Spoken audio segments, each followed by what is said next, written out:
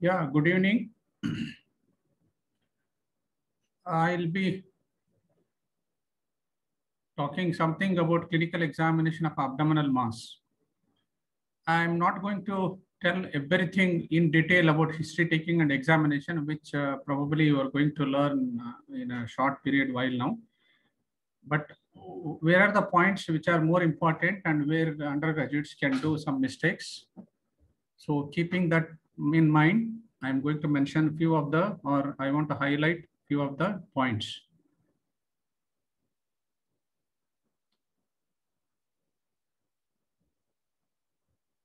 It's not moving along.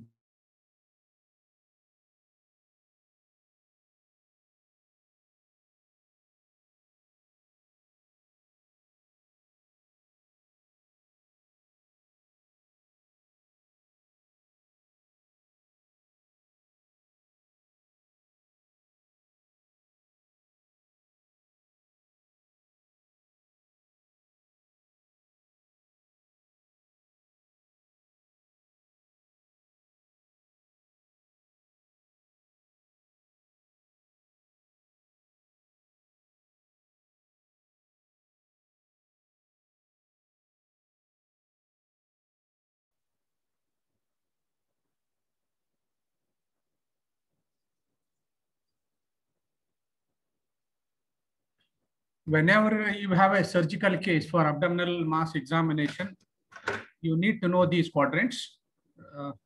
Probably you must be knowing how the quadrants is divided. The importance of knowing these quadrants is to have accessibility to the underlying organ. Okay. Few points pertaining to symptomatology. In pain abdomen, you need to ask what is the type of pain? Is it radiating? Or is it a colicky or continuous pain? In these few points, the pancreatic pain typically described as radiation pain to the back. It is a stabbing type pain. The severe most form of the pain is the pancreatic pain in the abdomen, which in surgical practice we come across very often. But if the question is asked, what is the severe most, which we may not see often, is dissecting aneurysm involving the abdominal aortic part. The next severe most will be the pancreatic pain. If pain is, I request all other people to mute the audios. I request all.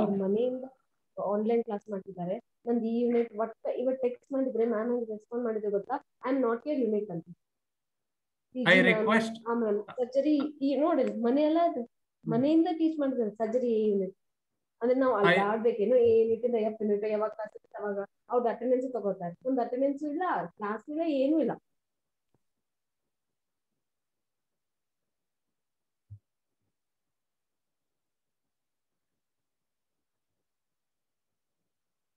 Other than the type of pain abdomen, you need to have a few more points along with the pain. Is it associated with vomiting? Is it associated with bowel symptoms? If pain is associated with vomiting, keep a possibility of upper GI tract pathology. If pain abdomen is associated with bowel symptoms, keep a possibility of lower GI tract pathology. It is not a hard and fast rule, but keep these possibilities that will help you for the final conclusion when you examine the patient. Is that type of pain, is it colicky pain or a continuous pain, which you have learnt in second first? Colicky pain indicates the obstruction to the hollow or a tubular structure. Continuous pain may be a solid structure in the form of liver or spleen or kidneys. Is that symptomatology, patient has come with a jaundice? So that's a very important history. If the patient has noticed, indicates probably it is a hepatobiliary or pancreatic diseases. If these three symptoms are there and if it is associated with fever, invariably, if there is a history of fever in an abdominal case, invariably the patient will have history of jaundice also, or probably you must have detected jaundice during your examination. Having alone, fever alone, without jaundice, not very common combination. If there is such combination, that is fever without any jaundice on your examination, keep a possibility that probably this gentleman has got some malignancy inside the abdomen, maybe tumor necrosis. That may be the cause for fever. Otherwise, with jaundice, it is invariably a cholangitis which is causing fever. So you need to have these combination of symptomatologies. So what I request for undergraduates, what I mentioned just now, I have not detailed here, pain abdomen, what are the details? So you need to have notes. So these combinations, and take each one of them in a given case, then you will have a diagnosis at history level itself. Loss of appetite and weight, definitely that goes in favor of malignancy, but not necessarily in all the cases. Even in a benign disease, if it is severe enough to cause like high degree fever with cholangitis, can have loss of appetite and weight. Abdominal distension is an important entity whenever you deal with surgical cases.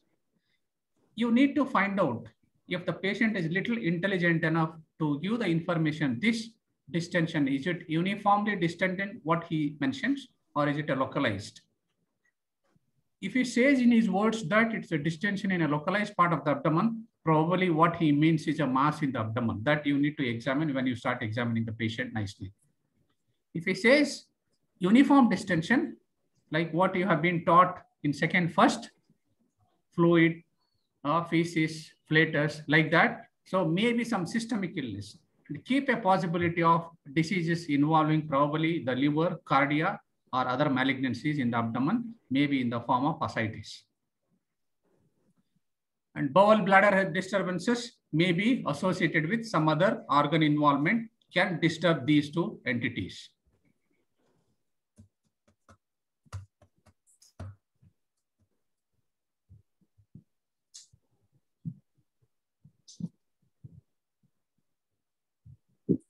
In general physical examination, yeah, these are all the important things you should. Whenever you have a lumbar mass, blood pressure becomes an important entity. Both renal and adrenal mass can have a fluctuation in the blood pressure before and after palpation. So don't forget to examine blood pressure whenever you have a lumbar mass. Clinical examination, when you start general physical examination from head to toe, that is from pallor, jaundice. Yeah, pallor and jaundice may not go hand in hand. Probably if the pallor is present with a severe jaundice, you may not be able to appreciate the pallor in the conjunctiva. So you need to examine his palm or nail beds for pallor, or the tongue. Okay, this question will be asked in the examination. And lower down, yeah, neck, you should look for the lymph nodes. Pedal edema, you should look for. Okay, and all together, looking into the general status of the patient, there is a scoring system called Karnofsky's performance status, which will indicate overall whether the performance of the patient is normal or abnormal. That has been graded differently like this. It is 10 to 100. 10 is it is given in the books. So 10 is almost maybe very sick, almost on the deathbed, and normal will be 90 to 100. So anything in between, whether he's able to do his own activities like going to bathroom, taking bath, eating food himself, moving around, walking few steps, whether he needs any assistance. So depending on that, it has been given some marks. So it ranges from 10 to 100. So this has to be mentioned. This is a very important scoring system for general condition of the patient. If you know it, it will be nice. Like I mentioned, in the general physical examination, these are the photographs showing few points you need to, where exactly you need to check for pedal edema. That will be asked in the examination, or the bony prominence or the shin of the lower leg. You need to check, press for 30 seconds and look for jaundice like this, and other areas of jaundice also. If the patient is deeply jaundiced, you can have a skin discoloration, tongue discoloration, or floor of the mouth. So you need to check, look for the supraclavicular areas, look for any the petechial things in the skin, indicating the deficiencies, fatty acid deficiency in case of obstructive jaundice or liver disorders. So you need to mention nicely general physical examination depending on the case, what case you are going to give the diagnosis. Definitely these findings will help, one, to know the general condition of the patient secondary to that affected disease. Second, it may give the diagnosis. Sometimes it will give the diagnosis of the disease. Diagnosis of the disease. For example, if the patient is jaundiced and pedal edema is present, and later you are going to elicit that patient has got ascites, indicates that probably he has got a end liver disease, end stage liver disease. So this is how it tells us the stage of the disease also. So general physical examination is really important.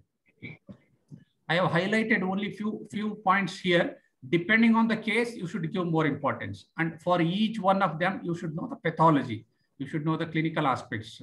What is the cause? Why exactly? Why only you should examine this area? So why skin changes in obstructive jaundice? So like that, the details of that you need to read and you need to know. Like fatty acid deficiency will have skin changes, essential fatty acids. Like I mentioned, these different quadrants, mid-clavicular and subcostal and intertubercular lines divides 9 quadrants. So you need to know what are the quadrants and what are they been labeled and what are the organs situated underneath. I'll be mentioning few of the photographs, highlighting what are the important points you need to mention. For example, about abdominal fullness. When you start describing inspectory findings in the abdomen, you need to mention that, yes, patient in supine position with limbs stretched in a good illuminated place, exposing the whole of the abdomen, including the genitalia. Okay, that's what you need to describe. Unless you highlight or unless you mention about genitalia in abdominal case, your examination is incomplete. So you need to examine the genitalia also. To give an example, if the patient is very young male patient coming with a mass like this, not this case, coming like this, young male patient coming with a mass like this, and on palpation and after your all examination, you are going to mention that there is an immobile mass in this particular area. If you have forgotten to examine his testicles, probably it could be a case of testicular tumor with a mass there, or probably it could be a case of undescended testes on right side with a retroperitoneal testis which has turned into malignancy. So if you have examined his genitalia during inspection and found out that this gentleman has got only one testis on the left side, right scrotal sac is empty, and clinical examination, you have found out a mass which is not mobile in the right lumbar or right iliac fossa. If you would have mentioned only this, at this stage only would have given the diagnosis that probably it is undescended testis which has gone for malignancy. So that is why it is important to examine the genitalia in abdominal examination. So whenever you see the fullness, you should describe, is whole of the abdomen is uniformly full or is it localized to one of the quadrants? So the fullness is different and visible mass is different. If you say visible mass, probably you are highlighting that all the borders of that mass are well seen on inspection. If they are not seen and your vague mass you are able to inspect or you are able to see, then put the term as a fullness, where you mention the areas. For example, this patient, you need to mention that there is a fullness in the right lumbar and the right iliac fossa. That's what you need to describe. Okay. Once in the abdominal examination, on inspection, you have commented that there is a fullness or there is a mass visible. The next immediate, the inspectory examination should be what happens to that mass after head raising or leg raising test. That's what you need to mention. The very next point you need to mention. So for this particular case, you need to do leg raising test. Please remember, if you have a fullness or a visible mass, this head raising, leg raising should be during inspection. So if you have witnessed that there is a fullness or a mass in the lower abdomen, you need to do leg raising test. If you have witnessed a mass or a fullness in the upper abdomen above the umbilicus, you need to do head raising test. If there is a mass in the lateral part of the abdomen, neither up nor down, in the lateral part, you need to do Valsalva maneuver. What is the inference you should look for? After doing this, see whether this fullness or a visible mass becomes less prominent or not. You need to comment on that, indicating that whatever the mass you are going to present in detail later, probably it is an intra-abdominal mass. You got the point? So this is a very important, and this has to be mentioned immediately after. And this test should be done only if the mass is visible on inspection. If the mass is not visible and you have detected a mass only during palpation, there is no need to mention this test. Okay, that is a point you need to remember. So for example, this patient, you need to mention fullness in the right lower abdomen, right lower abdomen, right lower abdomen. If the extent is visible, you need to. Like what is standard in the second first being taught. Whenever you see something, you need to mention the site, size, extent, borders, surface, shape, then movement with the respiration. They should come at a stretch in a sentence form. Okay, so that's what you need to, if it is seen. If it is not seen straightway, you can go to the palpation.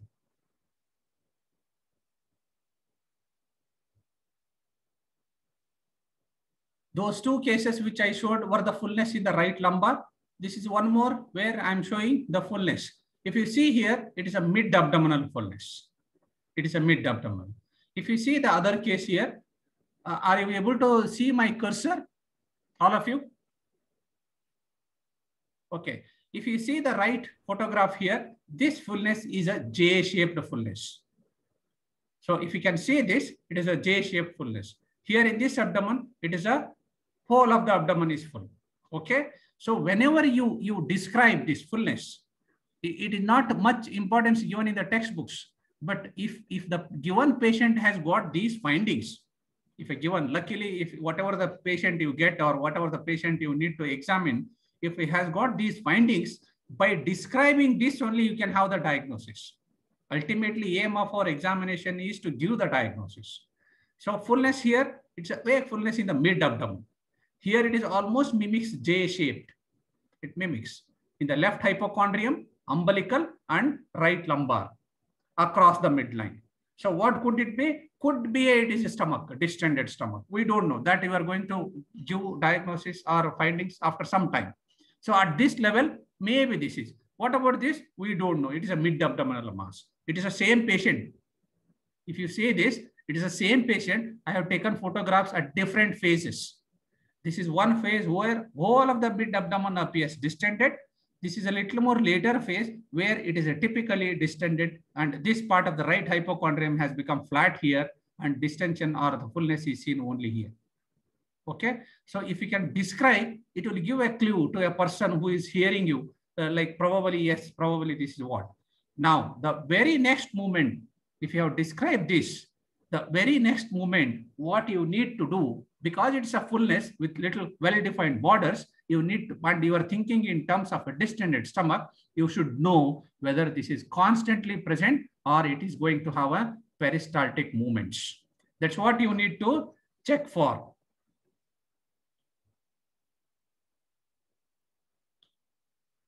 See the same case,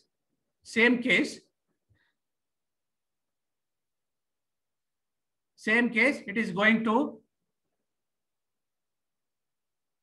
I'm sorry that audio also is coming recorded during recording.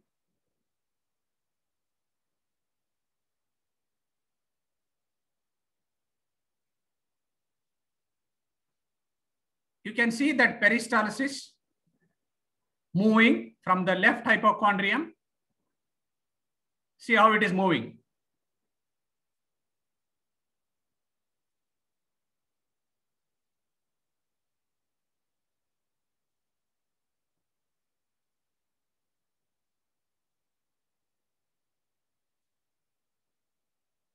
So that VGP,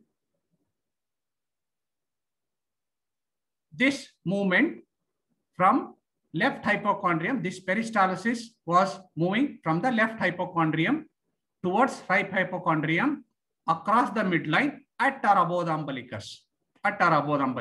This is defined as visible gastric peristalsis. So it will be asked, what is VGP? VGP is a peristaltic movement starting from left hypochondrium, going towards right hypochondrium across the midline at or above the umbilicus. This peristalsis, everything fits into this. That is how the VGP is defined. This is a typical case for VGP. We see this below the umbilicus because the stomach is dilated. And we say it is left hypochondrium to right hypochondrium because ultimately it should go into the pylorus, and pyloric plane is at the 9th costal cartilage, which is above the umbilicus. This is a transpyloric plane. So this is the definition of VGP if somebody asks. Okay, that's what you need to define VGP. Coming to a few more cases with abdominal fullness. Sometimes you'll be able to appreciate cases where there are at two places there can be fullness or the masses. In this particular case, which we have marked, had fullness one here and one here. Okay, this gap between the two may be very difficult to appreciate on inspection. These points you need to highlight during palpation if it is there. Okay, so otherwise you may have to describe this as fullness in the right hypochondrium and right lumbar region, surface being smooth, borders they move with a respiration. That's all on inspection. Okay, so this is the point you need to highlight here. And whenever you describe the fullness, after describing the mass, you need to highlight about the flanks on either side. Are the flanks are full or they normal? If you can see here, this flank appears full, it is bulged out like this, but this flank is scaphoid like this, it is normal. Indicating that there is something, there is some disease, there is some mass in the right lumbar. How so? In palpation, you need to find out whether this and this are the same mass, are they two different masses. That we'll see later how to correlate. Okay, so clinical examination findings are definitely you need to mention these points. Please remember at this point, which is my favorite for undergraduates, whatever the clinical signs which you are going to elicit, they are facts. Facts are realities, what is existing. So reality is a existing, which cannot be imagined or bluffed. So clinical examination findings are the facts. Facts are realities. Reality is what is existing, which cannot be imagined or bluffed. So really you need to get the examination findings. One more case where there is a fullness.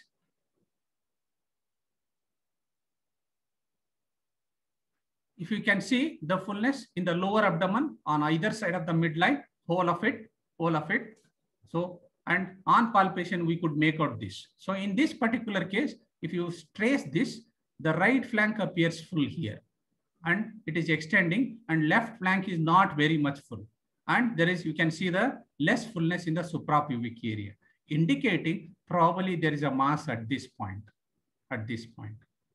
So in a female, if something like this on inspection, the fullness like this, probably you should be thinking in terms of ovarian tumor. Even though it is coming, it is the lower limit is not made out. Only suprapubic area appears free. Lower limit is not made out. So probably on inspection could be a case something coming from the pelvis. Commonest is ovarian tumor.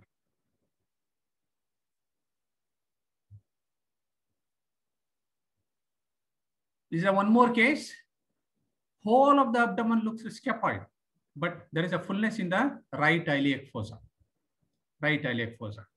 I was just now mentioning this is a male patient with a right iliac fossa mass. If you don't examine the genitalia on inspection, you are going to be wrong. So we don't know. It could be a case of undescended testis on the right side, the tumor developing in that retroperitoneal testis.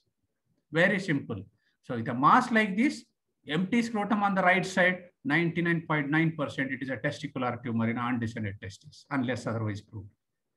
So that is the importance of examination of the genitalia. So this is the mass. So here, how will you, once you see the mass on inspection, the next test should be leg raising test. See whether it disappears, it becomes less prominent, indicating probably it is a intra-abdominal mass. Again, few more cases. If you see here, whole of the abdomen appears full, or you can put the terminology as distended, whole of the abdomen. But this could be obese abdomen also. So how to put out on inspection, which term to be used? Should you label this as a obese abdomen, or should you label this as a distended abdomen? Okay. So this should be elaborated, making the patient to stand. If the patient is obese, this obesity nothing but the fat in the layers of the abdominal wall.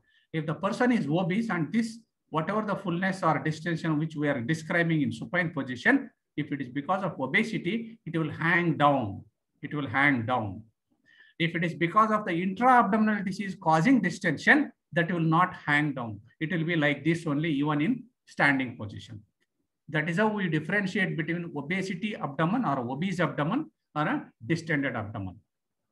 That is how we differentiate. So here, other than this, you need to highlight on this area of the umbilicus with a bulge there. And you need to highlight there is a retraction or there is a dimple-like thing at the scar side. This is a tubectomy scar. Okay, so this is how you need to highlight the inspectory findings. We asked this to find out the logic. Probably you must have not read from the books, clinical methods. This is the logic. How will you differentiate between obese abdomen and distended abdomen? One more case showing the fullness in the left lumbar or left iliac fossa region. Left iliac fossa region. Whenever you see a case like this, if the lower limit of the mass is coming to the groin area or inguinal area, you need to highlight on inspection, is there any cough impulse or not, whether the patient is male or female. Okay, because it is coming near the inguinal canal. So whether is it a case of hernia. So you highlight on cough impulse. If there is an overlying scar on the given fullness or a swelling, then also you need to mention about the cough impulse on inspection. So indicating could be a case of incisional hernia. For example, this case. See, she has got a fullness in the whole of the lower abdomen, and with a scar there, phalansteal incision here. So you need to highlight, is there any cough impulse or not in this particular case. Okay. So these are the few points you need to mention on inspection, other than the routine, what you people will be describing, like extent, size, shape, where all it is going, what is the surface. Other than that, these few points which you may miss, I am highlighting. One more, like I was mentioning, the obese abdomen and a distended abdomen. If you see this, this is a distended abdomen. This is the distended, uniform distension. Whole of the abdomen appears distended. Okay. So if that is a case, if a case you see like this, then you need to highlight, because you know that probably it is going to be a case of alcoholic liver disease. Look for caput medicis around the umbilicus. Look for spider nevi there. Okay, look for engorged veins in the flanks or in the epigastrium. Look for. If they are there, you highlight. If they are not there, don't highlight. Don't highlight. So anything which is there, or by not highlighting, it's going to give the diagnosis, then you should give importance. For example, this case, don't mention there are no scar and sinuses. Not required. Not required. In a previous case where there is a scar, if you forget this mentioning this scar, then you will be wrong, because it could be a case of incisional hernia. We don't know. Okay.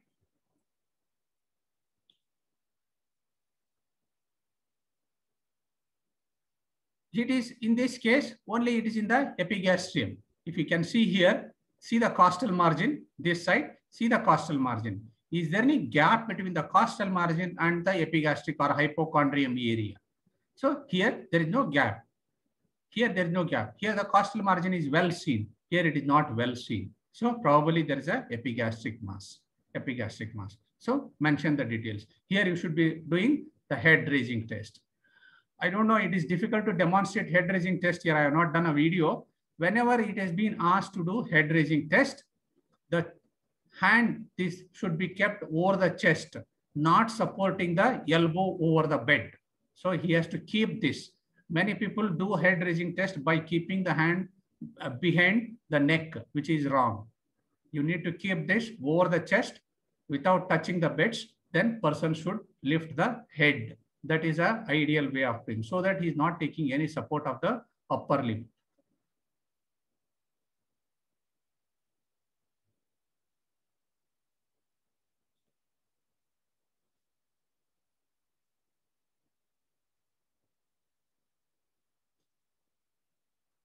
Whenever you have a mass abdomen, inspection, you should see all around.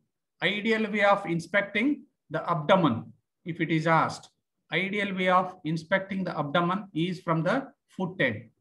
Foot end. So if you can see from the foot end, you will be able to see all the minor points, whether it is moving or not, where exactly, what is the extent. So after examining or after seeing or after inspecting from the side, from the right side of the patient, come to the foot end and try to have the details.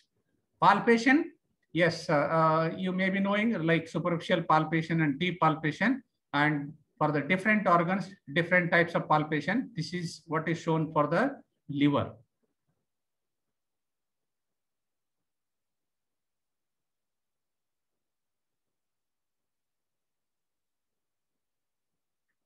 This is for the mobility of the intra-abdominal mass. Can you see that? With two hands.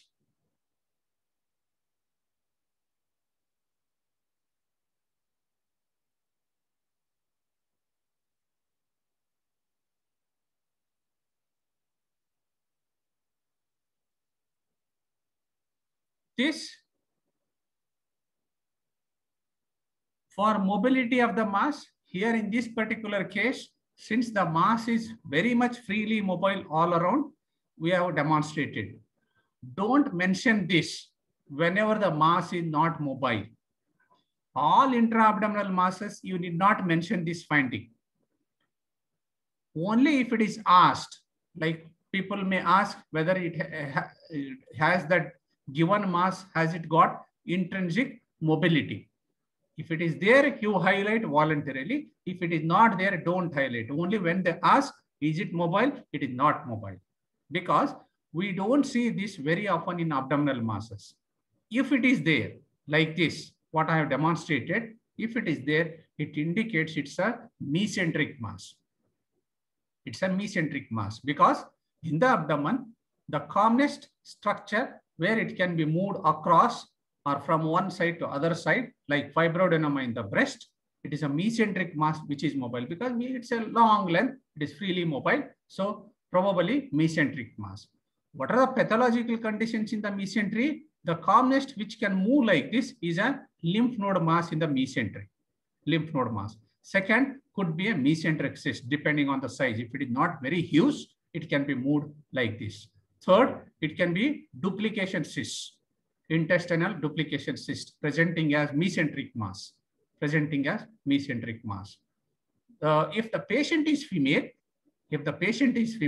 the first thinking or the first diagnosis for such a mobility inside the abdomen could be ovarian cyst with a long pedicle, which has come out of the pelvis and you are able to move.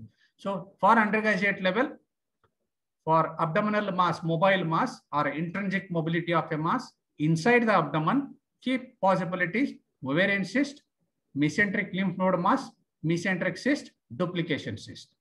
So these are the few causes for a intrinsic mobility of a abdominal mass.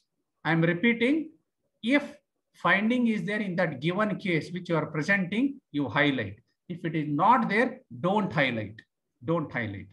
If you highlight that the mobility is not there, you should predict or you should highlight that point. You have expected that finding, but it is not found. For example, the mass is in the mid-abdomen. All the borders are well made out. Mid-abdomen. You are thinking in terms of a mesenteric mass with remaining findings, but it is not mobile. That time you should highlight. By highlighting that it is not mobile in that scenario which I have given, like it is a mid-abdomen, all the borders are made out, very well made out. Surface is smooth or nodular or lobulated, whatever the surface, but it is not mobile. It indicates you are dealing with a case of retroperitoneal tumor by mentioning only one point that it is not mobile.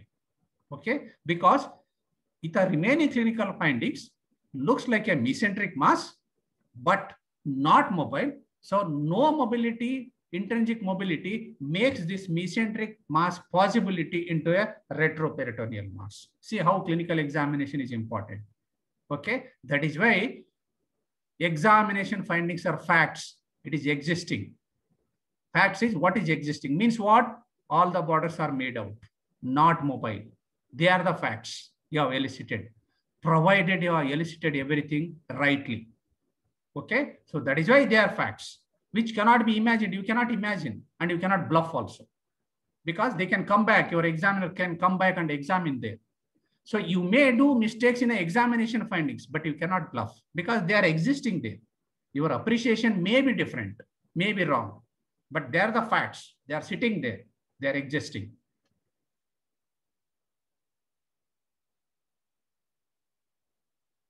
So one more, this, if there is a mass in the right hypochondrium like this is what you need to examine, and this is what you should check for movement with the respiration. Again, there are a few students who mistake movement with the respiration with the intrinsic mobility. There are two different things. Intrinsic mobility of a mass, which you are going to elicit. Movement with the respiration is a phenomenon which happens once the patient breathes. You are not doing anything, you are appreciating, that's all. But in a case of intrinsic mobility, you are doing something for that given mass. In this case, even during inspection, you can see something moving here. You can see here something moving during inspection. Okay, so this is what you are going to appreciate. This is with a respiration. This is with a respiration. You are not doing anything there. When the patient takes deep breath, there is something globular thing in the right hypochondrium which moves up and down, craniocaudal. That is movement with the respiration, craniocaudal. Okay, what may be the disease? It has to be a gallbladder, nothing else. It has to be a gallbladder, nothing else. Or it could be a something concerned with the colon, hepatic flexion, either of the two.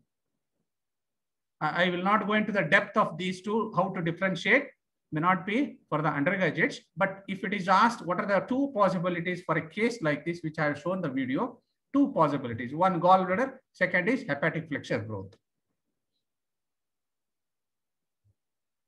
Again, the same video to appreciate, yes, with the respiratory movements. These are the different ways of the same patient, gallbladder palpation. It will be asked in the examination how to palpate for the gallbladder. Yes, definitely with a relaxed abdomen. If you draw a line, lateral border of rectus abdominis and the costal margin, this is the area. Please remember what I mentioned just now, the lateral border of rectus abdominis and the costal margin, that angle created by these two, this is the anatomical place for gallbladder. In a normal gallbladder, that is a position, anatomical position. In case of pathological gallbladder, if the gallbladder is distended for some reasons, then it will be lower down. But it is arising from this point.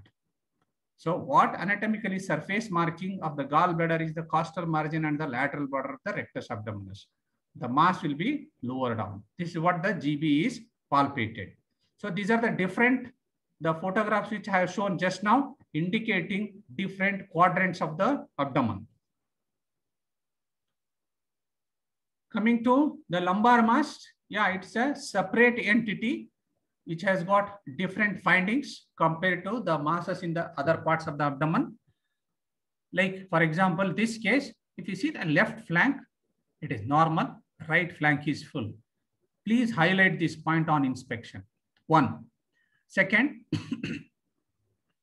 costal margin, if you see here, costal margin is seen and there is a gap between the upper limit of the mass and the costal margin. What does it indicate? One, by mentioning this point on inspection, you are highlighting that this mass is unlikely to be a liver mass. What is a mass? We don't know at this point, but you are by mentioning this point, yes, there is a gap between the costal margin and the superior limit of the mass. There is a gap, makes this one finding makes that this given mass could be unlikely to be a liver mass. What is it? We have to have a palpatory findings and then highlight.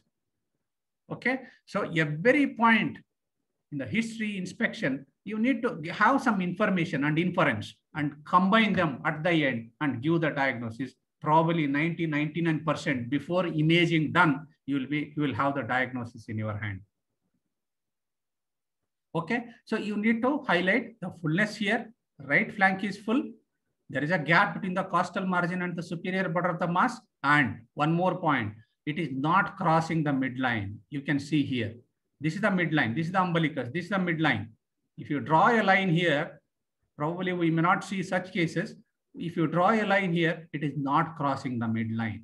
All these points on inspection tell that probably it is a renal mass. Not crossing the midline point in favor of a renal mass. Okay, not crossing the midline. For undergraduates, this is what we accept. But for postgraduates, we will have a few more questions on this. Tell us what are the renal masses which will cross the midline. Okay, so but for your point, this, if you remember, yes, fullness in the lumbar, flank is full, gap between the costal margin superior and not crossing the midline. Probably it is on inspection, it is renal mass. What is the next point you should? Palpation, different findings like bimanual palpation and volatility and examination of the renal angles. That is a point you need to highlight. That's what I mentioned here, examination of the renal angle. Again, one more.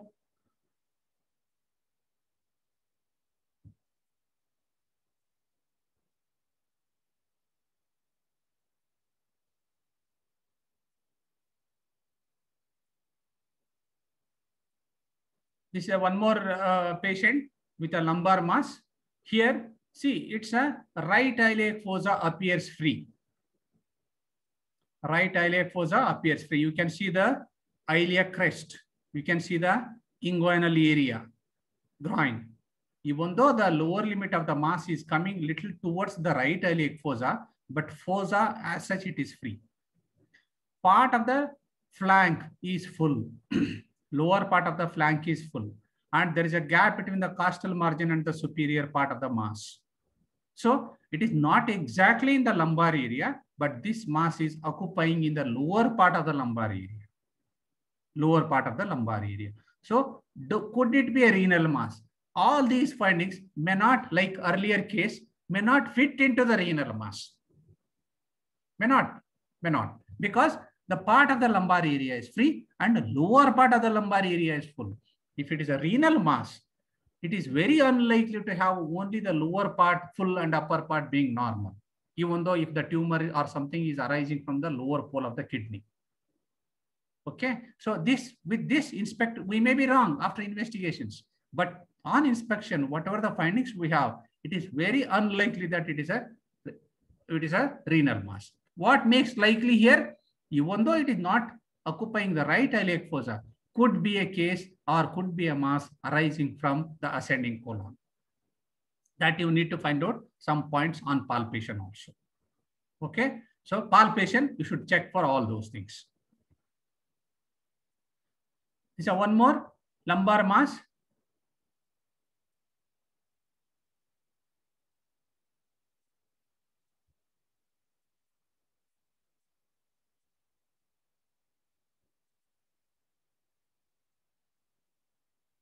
If you see closely, I don't know whether you are able to appreciate, there is something here, some fullness and a fullness here. Fullness in the epigastrium and fullness in the lower. And left lumbar also she had fullness. If you see the renal angle, here it appears normal, but if you see the left renal angle, it appears full. See here, see that is on. That appears normal and it appears full. This is the examination of the renal angle. So now we are examining the mass in the abdomen that is occupying left lumbar and one more mass. In fact, she had. This is what the palatability we are examining. Palatability is done with two hands. With two hands, left hand you have to keep in the renal angle area and the right hand static over the lumbar area. It is a left hand which gives the thrust. You have to give a pressure with the left hand and appreciate that movement with the right hand, and it will go back and again hit the left hand. This is how the palatability is checked, which will be asked in the examination. Palatability is done with two hands standing on the right side. for both sides, whether it is left or right. So left hand will go behind over the renal angle. Right hand will come over the lumbar area. So you have to give a thrust the posterior side, make movements that will be appreciated by the right hand, and it will go back and hit the left hand again. That is labeled as ballotable mass.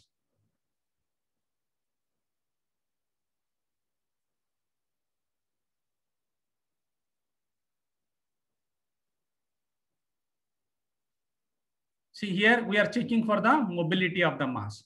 And in this case, it is crossing the midline. Check for the dullness.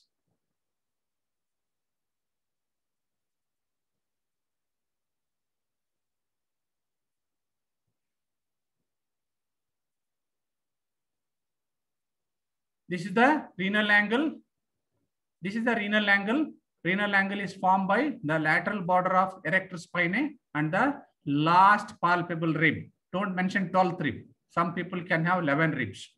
So it is a last palpable rib and the lateral border of erector spinae. This is the angle.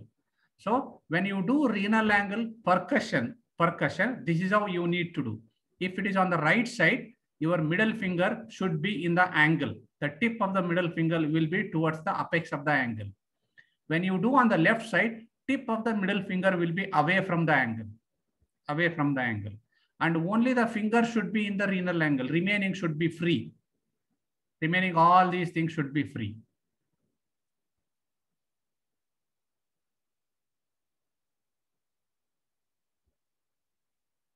This is how you need to percuss.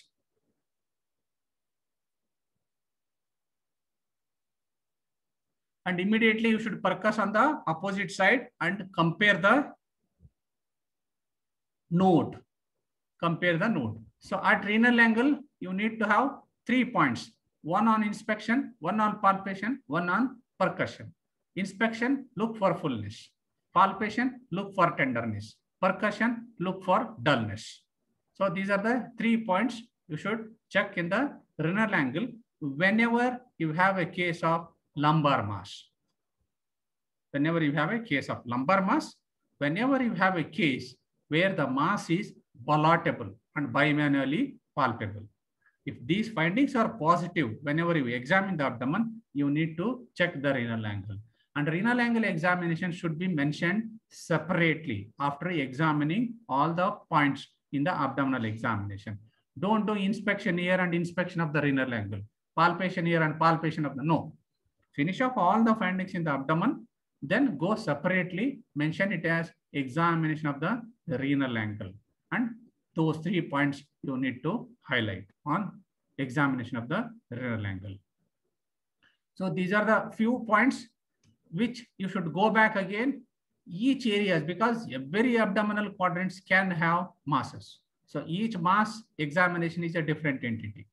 So important points, history taking is really important to know what is the organ of involvement, whether it is the first thing is GI system or extra GI system. If it is a GI system, upper GI or lower GI. Is it a hepatobiliary pancreatic system or is it a something in the retroperitoneum? If a patient is with abdominal discomfort and if you have found out abdominal mass and absolutely he doesn't have any other symptoms, keep a possibility of a retroperitoneal disease, retroperitoneal mass. Keep a possibility. If a person is absolutely asymptomatic, otherwise, even there is no history of loss of weight, appetite, could be a benign disease in the abdomen in the form of ovarian cyst, hydatid cyst, or a mesenteric cyst. Nothing to do with any other illness. So patient will be absolutely fine. So history taking is really important. If a patient says pain abdomen, jaundice, and mass abdomen, you cannot neglect. There is something serious. So, and if the patient says there is a history of loss of weight and appetite, and if it is significant weight loss, keep a possibility of some intra-abdominal malignancies.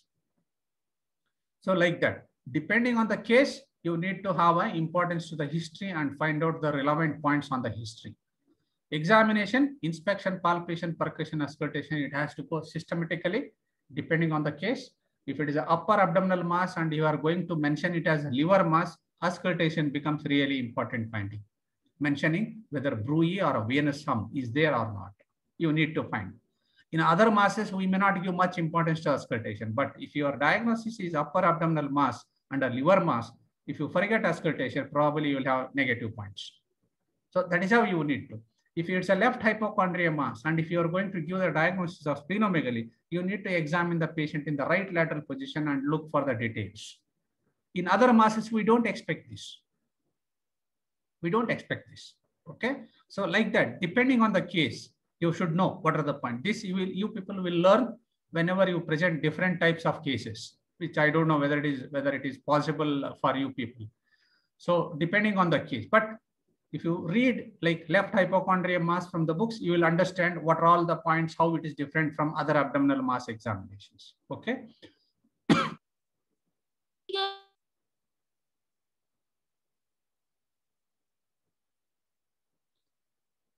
Like I mentioned, percussion auscultation, depending on the case you need to, and other systemic examination, priority wise, you should examine. Like if you have found out something and you are going to give the diagnosis of malignancy in the abdomen, yeah, you need to examine the chest for pleural effusion. You need to mention about left supraclavicular lymph node after examining the abdomen, whether it is felt, that is varicose node, felt or not. PV and PR examination becomes important, which we may not ask you to do in the examination, but you need to mention and you need to know what is the importance of doing PV, PR in a given case. Okay. And if you have something like suggesting some malignancy inside the abdomen or ascitic fluid without any mass there, if the patient is female, examination of the breast becomes the priority there.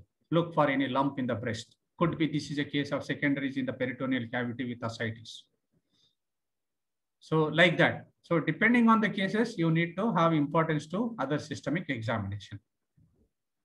Okay, so this is in short on overall view of different abdominal masses, where you may go wrong, where you need to highlight what is the important history. In a single class, everything cannot be taught. This is the overall view I have given. So I suggest you should go back and read the clinical methods and other textbooks depending on the case. Okay. Any questions? You can unmute and ask because the crowd is less.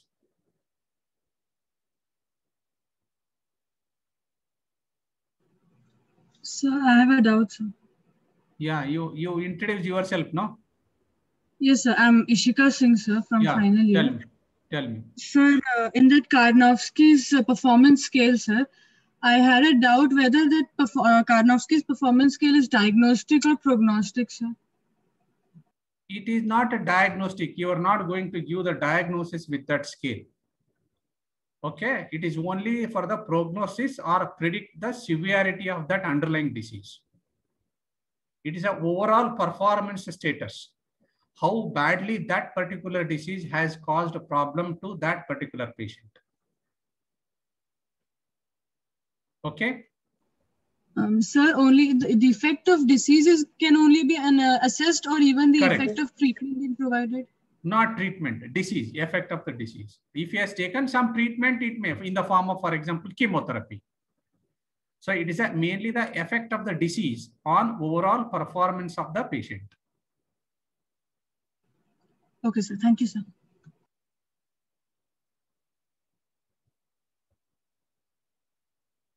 You people have written your numbers, no? Anyone who is absent from our unit now in this group? Your friends can highlight looking at the participants box. Who is absent? Who is this lymphocyte?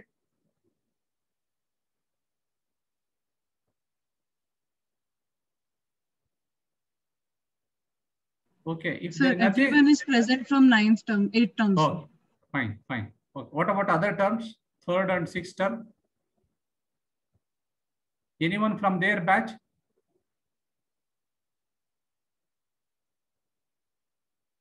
Okay. Yeah, take care. And I just insist that you should go back and read the clinical methods and Bailey and law. Okay.